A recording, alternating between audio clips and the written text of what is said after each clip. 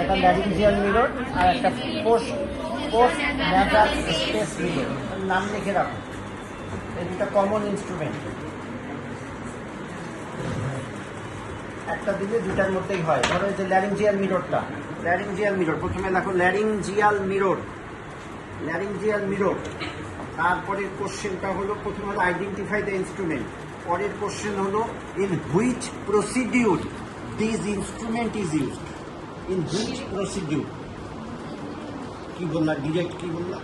হ্যাঁ, indirect laryngoscopy, indirect laryngoscopy.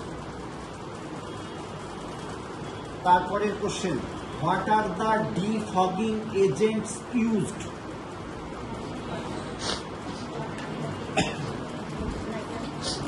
ডিফগিংটা কিভাবে করা হয় সে একটা বলছি সেদিন।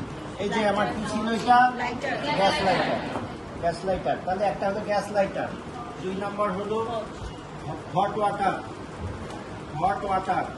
3 নম্বর স্প্রিট ল্যাম্প। 4 নম্বরে দাও স্যাভলন।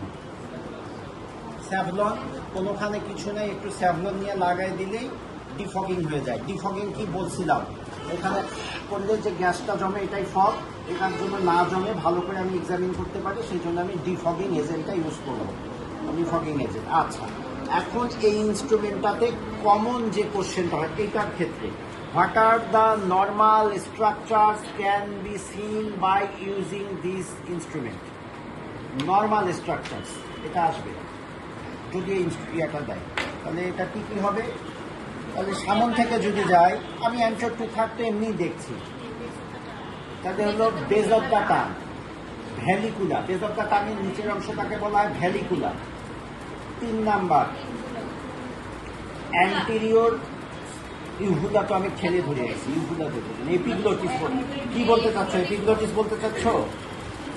এপিগ্লোটিস, এপিগ্লোটিসের অ্যান্টেরিয়র সারফেস, এটাই। তাহলে 3 নাম্বার ভ্যালিকুলার। পরে বললাম anterior surface of epiglottis, posterior সারফেসটা হেলে থাকে, দেখা যায় না। অ্যান্টেরিয়র সারফেস বা যেটাকে বলা হয় glottic surface, anterior surface of epiglottis. তারপরে ল্যাটারাল থেকে আসি, পাইরিফর্ম ফোসা।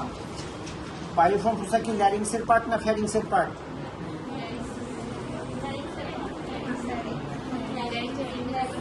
হাইপোফ্যারিংসের 3টা পার্ট। হ্যাঁ, হাইপোফ্যারিংসের 3টা পার্ট, ল্যাটারাল ফ্যারিঞ্জিয়াল ওয়াল, পাইরিফর্ম ফোসা, পোস্ট ক্রিকয়েড রিজিয়ন। এটা পাইরিফর্ম ফোসা হাইপোফ্যারিংসের পার্ট, এটা ল্যারিংসের না। তার 2 পাশে পাইরিফর্ম ফোসা পাওয়া যায়। এটা আমি ওই কোশ্চেন করতে একবার করে গতবার তোমাদের বড় বাপুরা ভাইরাও ভালো করে অ্যান্সার করতে পারে। পাইরিফর্ম ফোসার ইয়া কি, মেডিকো লিগাল ইম্পর্টেন্স কি?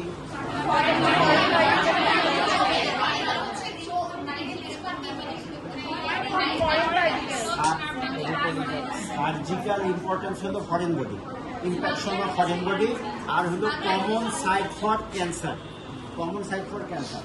আর মেডিকো লিগাল বলছি তো, এটা ওই যে আর্টিফিশিয়াল ডিপেন্ডিং করে এখানে আগে গোল্ড স্মাগলাররা স্মাগলিং করতো। হ্যাঁ, এখানে করে গোল্ড নিয়ে যায়। এখানে দাঁতের মধ্যে একটা সুতা দিয়ে বেঁধে ফেলে রাখতো, এখানে থাকতো।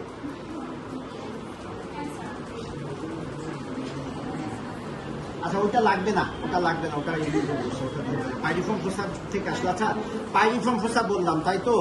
এখন দেখো আরো ভিতরের দিকে আসি, aryepiglottic fold, vestibular fold, vocal cord, and some upper tracheal rings, some upper tracheal rings. ব্র্যাকেটে লেখিয়ে রাখো, if patient is cooperative, if patient is cooperative, some upper tracheal Rings.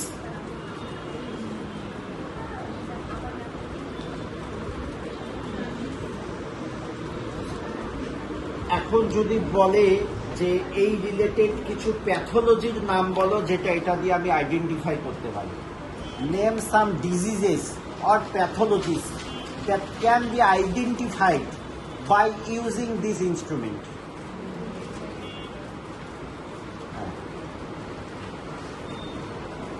সহজ থেকে একটু কঠিনে যাই, foreign body in the base of the tongue or piriform ফোসা।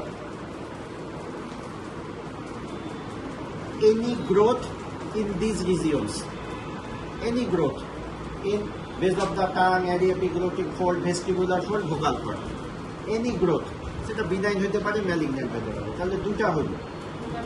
3 number হলো vocal cord nodule, vocal cord nodule, multiple papilloma of larynx আর vocal cord palsy বা palsy, vocal cord palsy, multiple papilloma of larynx, multiple papilloma of larynx. এটা এমন একটা disease, আচিলের মতো একগুলো papilloma, human papilloma virus দিয়ে হয়, ছোট বাচ্চাদের হয়। এই টার্মটা আবার তোমরা পাবা, indication of ট্রাকিওস্টমি in case of children. এই আরেকটা ইনস্ট্রুমেন্ট মনে পড়ে গেল, ট্রাকিওস্টমি টিউব, লিখে রাখবা এটা পড়ার পরে। তাহলে এই ডিজিজ গেল, এবং এরপরে আর একটা সাবসিকুয়েন্ট 2-1টা কোশ্চেন থাকলে থাকবে। এখন আর একটা ইনস্ট্রুমেন্টে আসি, এটা দেখো পরের instrument, post nasal space mirror বা PNS mirror, post nasal space mirror বা পিএনএস মিরর। এটা ওই আগের কথা, সেই একই ডিফগিং এজেন্ট একই রকম ইউজ হতে পারে। এখন কোশ্চেন হলো, what are the normal structures can be seen by using this instrument?